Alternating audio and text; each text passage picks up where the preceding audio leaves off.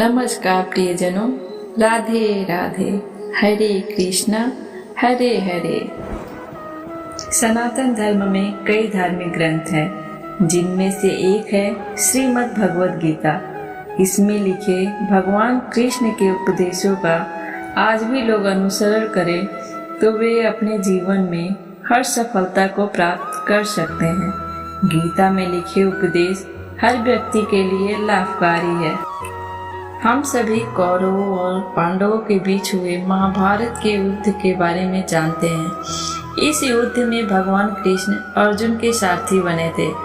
जब अर्जुन के सामने अपने सगे भाई और गुरु युद्ध मैदान में आए तो अर्जुन उन्हें देखकर विचलित हो गए। भगवान कृष्ण ने अर्जुन को गीता उपदेश दिए। भगवान कृष्ण के इस युद्ध में अर्जुन को दिए उपदेश को गीता ज्ञान कहा जाता है, जिसे हिंदू धर्म में श्रीमद् भगवद गीता के नाम से भी जाना गया है। आज हम आपको इसमें लिखी 10 ऐसी बातों के बारे में बताने जा रहे हैं जो बहुत ही लाभकारी है और हम सभी को अपने जीवन में अपनाना चाहिए। पहला, गुस्से पर नियंत्रण रखना। कुरुक्षेत्र के युद्ध में भगवान कृष्ण ने अर्जुन को बताया था कि मनुष्य का सबसे बड़ा दुश्मन उसका गुस्सा होता है। गुस्से में मनुष्य की बुद्धि काम करना बंद कर देती है और वह यह समझ ही नहीं पाता कि वह क्या कर रहा है। ऐसे में वह अपनी खुद की हानि कर लेता है। इसलिए अपने गुस्से पर नियंत्रण रखना बहुत जरूरी होता है। एक बार की बात है, एक महिला थी। उसे हर छोटी बड़ी बात पे गुस्सा आ जाता था।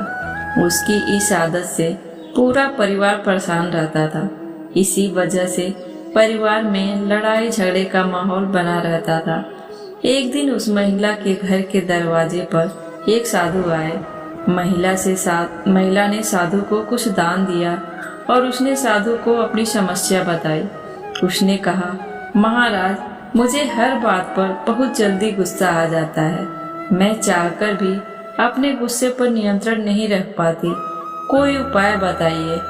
साधु ने अपने झोले से एक दवा की शीशी निकालकर उसे दी और बताया कि जब भी गुस्सा आए इसमें से 4 बूंद दवा अपनी जीभ पर डाल लेना और 10 मिनट तक दवा को मुंह में ही रखना। 10 मिनट तक मुंह नहीं खोलना है, नहीं तो दवा असर नहीं करेगी। महिला ने साधु के बताए अनुसार दवा का प्रयोग शुरू किया।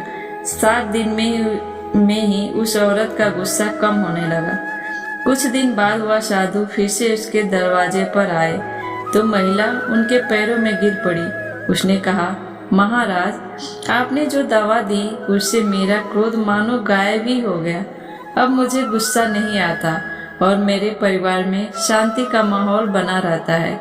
उस औरत ने साधु महाराज से पूछा, इसमें ऐसी कौन सी दवा थी? तब साधु महाराज मुस्कुराए और बताया, वह कोई भी दवा नहीं थी। उस शीशी में गंगा का पानी भरा था। गुस्से का इलाज सिर्फ चुप रहकर ही किया जा सकता है, क्योंकि गुस्से में व्यक्ति उल्टा सीधा बोलता है, जिससे झगड़े बढ़ते हैं। इसलिए क्रोध का इलाज केवल मौन है। दूसरा उपदेश है मन पर नियंत्रण रखना। ऐसा माना जाता है कि इस पृथ्वी पर मन की गति सबसे तेज होती है। इसलिए हर व्यक्ति को अपने मन को नियंत्रण में रखना बहुत जरूरी है। बच्चों को भी यह सिखाना बहुत जरूरी है कि अपने मन पर सदैव काबू रखें। एक बार एक गांव में एक साधु रहते थे।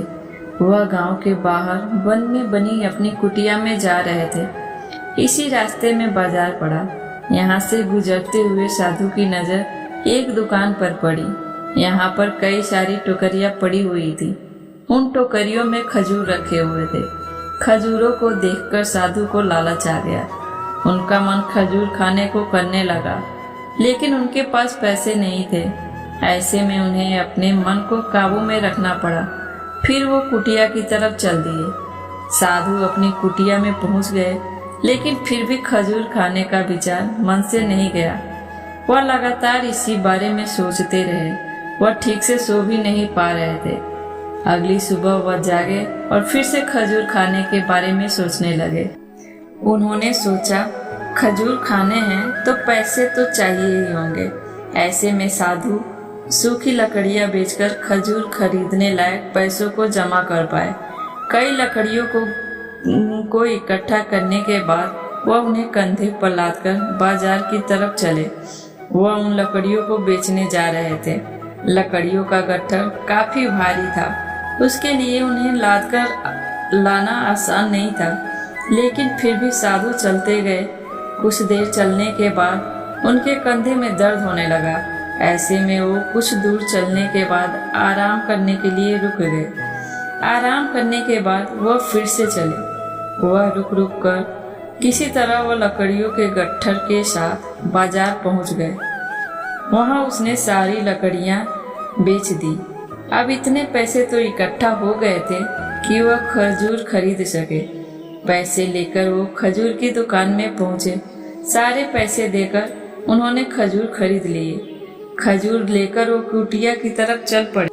कुटिया की तरफ जाते जाते उनके मन में विचार आया कि आज खजूर खाने की इच्छा हुई तो मैंने खजूर खरीद लिया।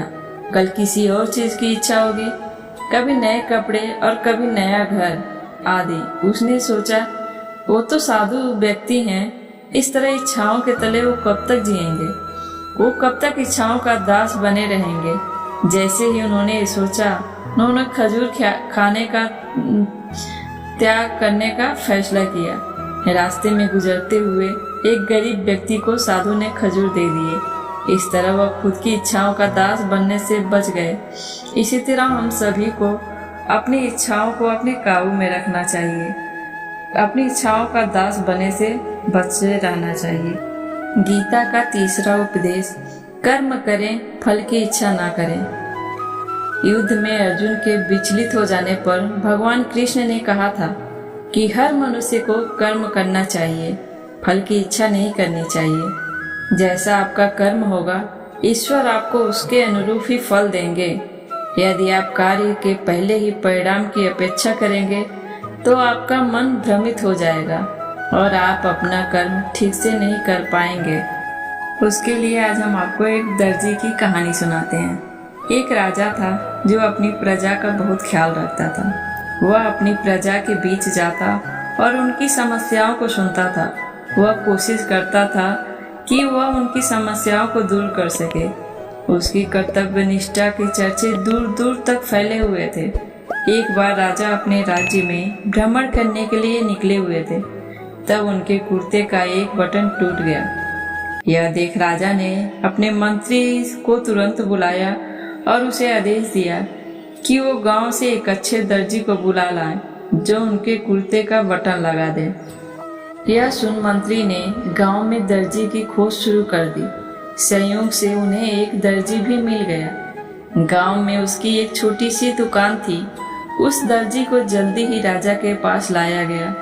उस दर्जी से राजा ने कहा, क्या वो उसके कुर्ते के बटन सिल सकता है? दर्जी ने कहा कि यह तो बड़ा ही आसान काम है। दर्जी ने अपने थैले से धागा निकाला और कुर्ते का बटन लगा दिया। राजा बेहद खुश हुआ और उससे पूछा कि वो उन्हें कितने पैसे दे। इस पर दर्जी ने कहा कि इतने से काम के लिए वो पैसे नहीं ले सकता है। इस पर राजा ने कहा कि वो इसकी कीमत जरूर देंगे। दर्जी ने सोचा कि उसने तो बस धागा ही लगाया है, तो उसके 2 रुपए मांग लेता हूँ। फिर दर्जी ने सोचा कि कहीं राजा यह न सोचे कि इतने से काम के 2 रुपए तो गांव वालों से कितना पैसा लेता होगा। यार सब सोच समझकर दर्जी ने कहा कि वो अपनी इच्छा से जो भी देंगे वो ले लेगा। यह सुन राजा ने अपनी हैसियत के मुताबिक उसे 2 गांव देने का फैसला किया। राजा ने कहा कि समाज में उसका बड़ा रुतबा है, जो छोटा न हो जाए, इसलिए उसने यह आदेश दिया। दर्जी ने मन में सोचा कि कहाँ तो वो 2 रुपये मांगा था और कहाँ वो 2 गांव का मालिक बन गया। इसलिए बिना फल की इच्छा किए अपना कर्म करते रहिए। हम जैसा कर्म करेंगे, एक न एक दिन हमें उसका फल ईश्वर अवश्य देंगे। गीता का चौथा उपदेश है, निरंतर अभ्यास करते जाएं। गीता में भगवान कृष्ण का एक उपदेश बताता है कि मनुष्य को सदैव अभ्यास करते रहना चाहिए। अभ्यास करने से मनुष्य का जीवन आसान हो जाता है। ऐसे में यदि व्यक्ति का मन अशांत है तो उसे नियंत्रित करने का अभ्यास ही सबसे अच्छा मार्ग है। बहुत पुरानी बात है। एक जंगल में एक गुरुकुल था जिसमें बहुत सारे बच्चे पढ़ने आते थे। एक बार की बात है, गुरुजी सभी विद्यार्थियों को पढ़ा रहे थे, मगर एक विद्यार्थी ऐसा था जिसे बार बार समझाने पर भी समझ में नहीं आता था। गुरुजी को बहुत तेज गुस्सा आया और उन्होंने उस विद्यार्थी से कहा, जरा अपनी हथेली तो दिखाओ बेटा। विद्यार्थी ने हथेली गुरुजी के आगे कर दी। उसकी हथेली देखकर गुरुजी बोले, बेटा तुम घर चले जाओ, आश्रम में रहकर अपना समय व्यर्थ मत करो, तुम्हारे भाग्य में विद्या नहीं है। शिष्य ने पूछा, क्यों गुरुजी? गुरुजी ने कहा, तुम्हारे हाथ में विद्या की रेखा नहीं है। गुरुजी ने एक होशियार विद्यार्थी की हथेली उसे दिखाते हुए कहा, ये देखो, ये है विद्या की रेखा, यह तुम्हारे हाथ में नहीं है, इसलिए तुम समय नष्ट ना करो और अपने घर चले जाओ और वहाँ अपना कोई काम धंधा करो। यह सुनने के बाद उस विद्यार्थी ने अपने मन से अपने जेब से एक चाकू निकाला जिसका प्रयोग वह रोज सुबह अपनी दातुन काटने के लिए करता था। उस चाकू से उसने अपनी हथेली में एक गहरी लकीर बना दी। हाथ से खून बहने लगा। तब वह गुरुजी से बोला, मैंने अपने हाथ में विद्या की रेखा बना ली है गुरुजी। यह देखकर गुरुजी द्रवित हो गए और उन्होंने उस विद्यार्थी को गले से लगा लिया। गुरुजी बोले, बेटा तुम्हें विद्या सीखने से कोई ताकत नहीं रोक सकती है। दृढ़ निश्चय और परिश्रम हाथ की रेखाओं को भी बदल देती है। दोस्तों, वह विद्यार्थी आगे चलकर महर्षि पाणिनि के नाम से प्रसिद्ध हुए, जिन्होंने विश्व प्रसिद्ध व्याकरण अष्टाध्यायी की रचना की है। इतनी सदियां बीत जाने के बाद भी आज 2700 वर्षों बाद भी विश्व की किसी भी भाषा में ऐसा उत्कृष्ट और पूर्ण व्याख्या का ग्रंथ अब तक नहीं बना। तो दोस्तों, इस कहानी की शिक्षा ये है कि लोग चाहे जो भी बोले, हम हर एक को गलत साबित करते हुए अपनी लगन और कठिन परिश्रम के दम पर जो चाहे वो सब कुछ हासिल कर सकते हैं। गीता का 5वां उपदेश है, आत्म मंथन अवश्य करें। हर व्यक्ति को सफल जीवन और किसी भी तरह की कठिनाइयों का सामना करने के लिए आत्म मंथन अवश्य करना चाहिए। आत्मज्ञान से व्यक्ति अपने अंदर के अज्ञान को समाप्त कर सकता है, साथ ही सही और गलत में भी पहचान कर सकता है। एक दिन एक गुरु अपने शिष्यों के साथ दूसरे गांव जा रहे थे। रास्ते में एक नाला भी था। गुरु और शिष्यों को उस नाले को पार करके दूसरे गांव जाना था। अब गुरु के साथ सभी शिष्य नाला पार कर रहे थे। तभी गुरु के हाथ से कमंडल छूट गया और नाले में गिर गया। गुरु वहीं रुक गए। सभी शिष्य सोचने लगे कि अब ये कमंडल कैसे निकालेंगे, इसे कौन निकालेगा। तभी एक शिष्य गांव में किसी सफाई कर्मी को खोजने के लिए चला गया। बाकी सारे शिष्य वहीं बैठ गए और कमंडल निकालने की योजना बनाने लगे। ये देखकर गुरुजी को बहुत दुख हुआ, क्योंकि उन्होंने सिखाया था कि अपना काम स्वयं करना चाहिए, किसी दूसरे की मदद के लिए इंतजार नहीं करना चाहिए। कमंडल गुरु भी निकाल सकते थे, लेकिन वो शिष्यों की परीक्षा लेना चाहते थे, इसलिए उन्होंने कमंडल नहीं निकाला। वे सिर्फ ये सब देख रहे थे। काफी देर बाद एक शिष्य उठा और नाले में हाथ डालकर कमंडल खोजने लगा। जब हाथ डालने के बाद भी कमंडल नहीं मिला तो वह स्वयं नाले में उतर गया और कमंडल खोज निकाला। ये देखकर गुरु प्रसन्न हो गए, क्योंकि शिष्य ने उनकी सीख को अपने जीवन में उतार लिया था। क्योंकि उस शिष्य ने आत्म मंथन किया। उसने सोचा कि ये काम तो मैं भी कर सकता हूँ, फिर किसी दूसरे का इंतजार क्यों करना। जो काम मैं खुद कर सकता हूँ उसके लिए किसी और का इंतजार नहीं करना चाहिए। उसमें आत्मविश्वास जगा और उसने कमंडल खोज निकाला। संत ने उस शिष्य की प्रशंसा की और कहा कि इसी तरह हमें अपने कामों के लिए किसी दूसरे की मदद का इंतजार नहीं करना चाहिए। जो लोग दूसरे के भरोसे बैठे रहते हैं वे कभी भी अपनी समस्याओं का हल नहीं कर पाते हैं। और अपने लक्ष्य तक नहीं पहुंच पाते। अपनी मदद खुद करने वाले लोग ही घर, परिवार और समाज में सम्मान हासिल करते हैं। यही सफलता का मूल मंत्र है। छठा उपदेश है, वर्तमान का आनंद लो। बीते कल और आने वाले कल की चिंता नहीं करनी चाहिए, क्योंकि जो होना है वही होगा। जो होता है अच्छा ही होता है, इसलिए वर्तमान का आनंद लो। सातवां, आत्मभाव में रहना ही मुक्ति। नाम, पद, प्रतिष्ठा, संप्रदाय, धर्म, स्त्री या पुरुष हम नहीं हैं, और न यह शरीर हम हैं। ये शरीर अग्नि, जल, वायु, पृथ्वी, आकाश से बना है और इसी में मिल जाएगा। लेकिन आत्मा स्थिर है और हम आत्मा हैं। आत्मा कभी न मरती है, न इसका जन्म है और न मृत्यु। आत्मभाव में रहना ही मुक्ति है। आठवां, यहाँ सब बदलता है। परिवर्तन ही संसार का नियम है। यहाँ सब बदलता रहता है, इसलिए सुख, दुख, लाभ, हानि, जय, पराजय, मान, अपमान आदि में भेदों में एक भाव में स्थित रहकर हम जीवन का आनंद ले सकते हैं। नौवां, ईश्वर के प्रति समर्पण। अपने को भगवान के लिए अर्पित कर दो, फिर वो हमारी रक्षा करेगा और हम दुख, भय, चिंता, शोक और बंधन से मुक्त हो जाएंगे। 10वां है, नजरिए को शुद्ध करें। हमें अपने देखने के नजरिए को शुद्ध करना होगा और ज्ञान व कर्म को एक रूप में देखना होगा, जिससे हमारा नजरिया बदल जाएगा। श्री कृष्ण कहते हैं, मैं ना ही अच्छों में ना ही बुरों में मिलता हूँ, मैं तो केवल कर्म में मिलता हूँ। जानने की शक्ति, झूठ को सच से पृथक करने वाली जो बुद्धि विवेक बुद्धि है, उसी का नाम ज्ञान है।